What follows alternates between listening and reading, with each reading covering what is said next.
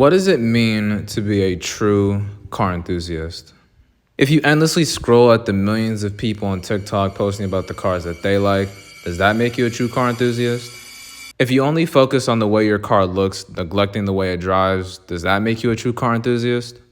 Are you a true car enthusiast if you spend 24/7 hands deep in an engine bay, completely revolving your life around maintaining and fixing cars? Honestly, my answer to all that is no.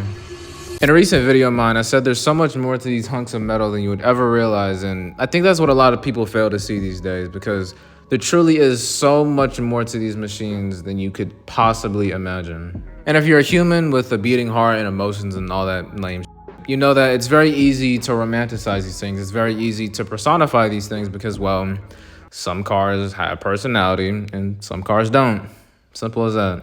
And personally, I think it takes a true car enthusiast to realize that. But what else makes a true car enthusiast? What the, bro? You gotta stop doing that, man. But anyway, first off, I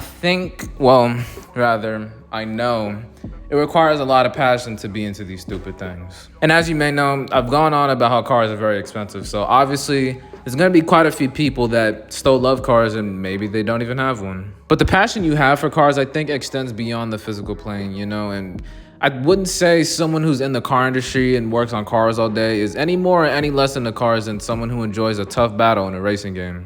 And honestly, you could even make the argument that the person who enjoys how intricate a racing game can be is actually more into cars than someone who has to work on them all day to pay the bills. I know for myself personally, I was counted out of a few conversations with other car people and kind of had my opinions invalidated when I didn't have a car of my own to show for. And, it definitely kind of stung at the time for a while. And, I knew that when I did get a car of my own, I'd make it a point to never do that to anyone. Right therein lies the proof that the passion you have for cars extends beyond the physical plane. It extends beyond just having a cool car or even just at that, having a car. But what else makes a true car enthusiast? The willingness to help others. They say knowledge is power, and with great power comes great responsibility, obviously. So if you're the type of person that has useful information for others to use, then I think the most responsible thing to do is to help out. The betterment of car people and even just society as a whole can only work if you yourself as an individual are willing to help others with the things that you know that they don't. And really what I'm alluding to is the concept of gatekeeping. Now, I understand why someone would and why someone wouldn't want to gatekeep. On one hand, if you tell everyone everything you know, then you sort of serve as the go-to person for all they need to know, but it also opens the floodgates for any and everyone to use that information for better or for worse. And on the other hand, if you keep all the information to yourself, then you're sort of viewed as a selfish person that can't see how much it would benefit somebody that actually cares as much as you do. So it truly is a damned if you do, damned if you don't type of situation. But I think as a whole, if someone needs help with something and you know how to help them, don't sit on your ass as the all-seeing eye knowing you could help them, yet you choose not to. Go out there and help a fellow car enthusiast. Another thing I think makes a true car enthusiast is someone that has a base level of respect for others, no matter who you are, and no matter where you fall on the spectrum of being into cars.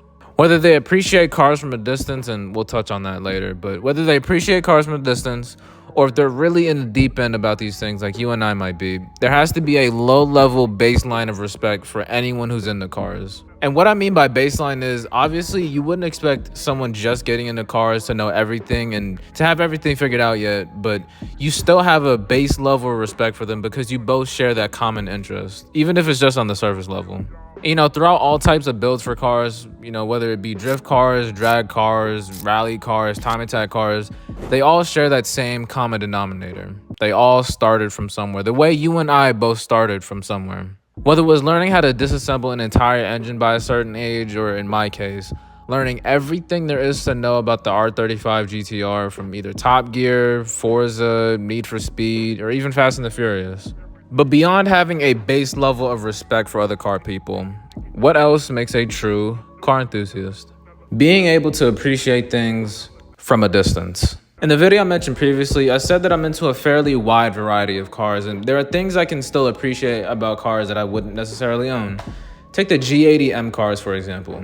To this day, I still think they look pretty horrendous, and truthfully, the engine they come with, the B58, isn't really my favorite sounding engine, but above all the reasons why I may not be personally drawn to the car, I can still appreciate the fact that they are objectively good cars. But here's another example, the DC2 Integra Type R.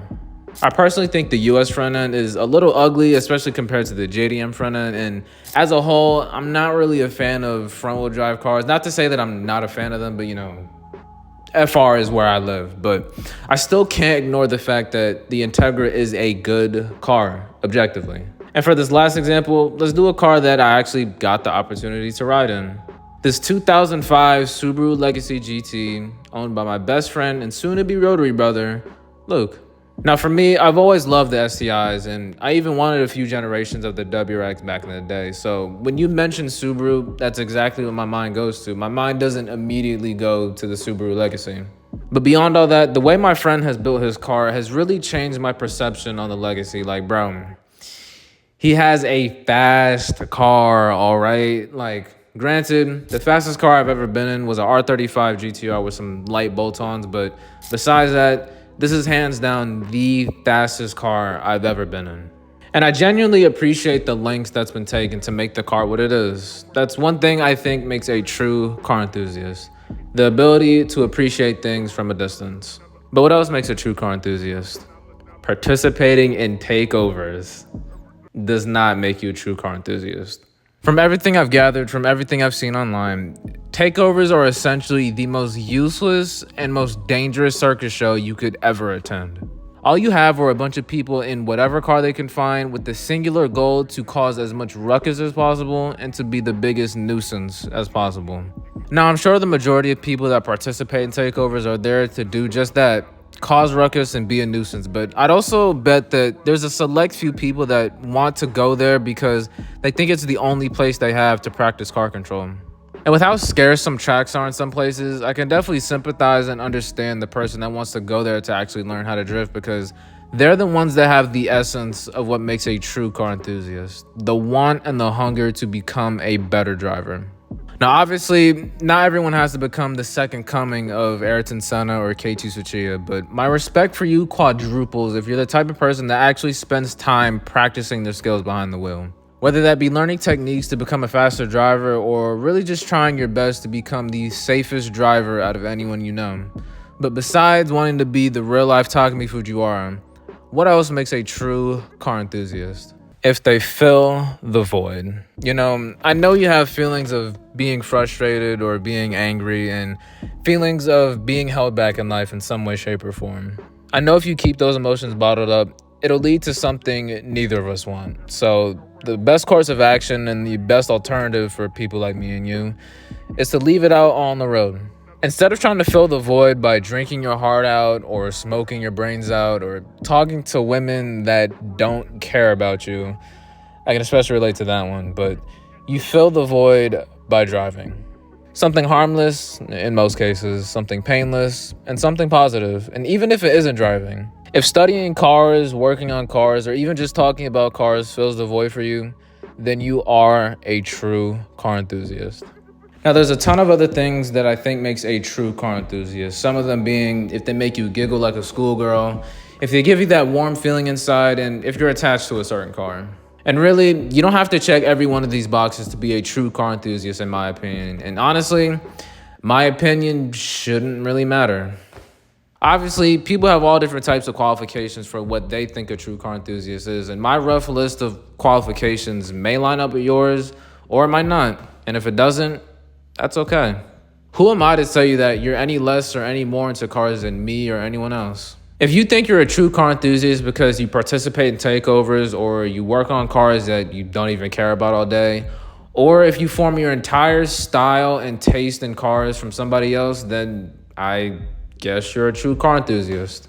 But this has been almost all the things that I think make a true car enthusiast.